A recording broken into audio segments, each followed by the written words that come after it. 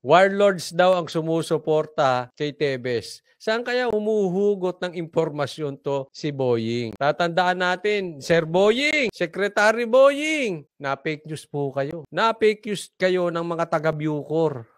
Na-fake news kayo. Oo, ikaw na-fake news ka ng mga taga-Bucor. Hindi ka na nadala sa mga impormasyong nakukuha mo. Ngayon naman, ang sumusuporta kay Tebes, mga warlord. Ano yan? Kanino mo nakuha yan? Kay Katapang, kay Angelina. Fake news na naman. Tama ang hamon ni Tebes. Huwag kang bintang ng bintang. Pangalanan mo. Kung sigurado ka, pangalanan mo. Baka mamaya, after 1 week, gagaya, lalabas ka sa Senado, sasabihin mo na fake news ka. Wala nang maniniwala sa'yo kasi naloloko ka ng mga nagbibigay ng impormasyon at bumubulong sa'yo. Mali-mali na impormasyon. Eto na lang, halimbawa, bintang kayo ng bintang nasa Timor-Leste si Tebes, kung wala doon, di suplak na naman sa pagmumukha nyo, nakakahiya na naman kayo. Another fake news ka na naman. Mababansagan kang Secretary fake news.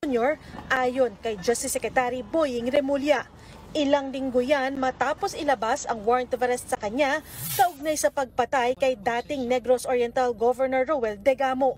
Hindi biro ang terrorism. It is a crime against humanity. Kaya ito talaga sinisikap natin na alertuhin ang buong mundo sa bagay na ito.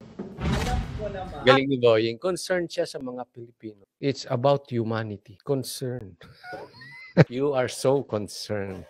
Ayon sa kalihim, nasa loob lang ng Southeast Asia si Tebes at nasa ilalim ng proteksyon ng ilang local warlords ng bansang kanyang pinagtataguan. Yan ang balita sa amin. Pero titingnan natin. Hindi lahat ng balitang pumapasok sa tenga mo, sasabihin mo. Kasi pag mali na naman yan, fake news ka na naman. Wala nang maniniwalang tao sa'yo. Para kanyan yung nagbabalita ng Talanog Gold. O ano siya ngayon, sunog. Di ba? Balita ka ng balita. Pag-aralan mo muna, tingnan mo muna bago mo ibalita. May pa-warlords ka. Ngayon, hahamunin ka ngayon ng pangalanan. And I'm sure, hindi mo mapapangalanan. Kasi marami ng hamon si Tebes sa'yo, hindi mo tinanggap ang hamon. This is another hamon. Anong sa tingin ninyo?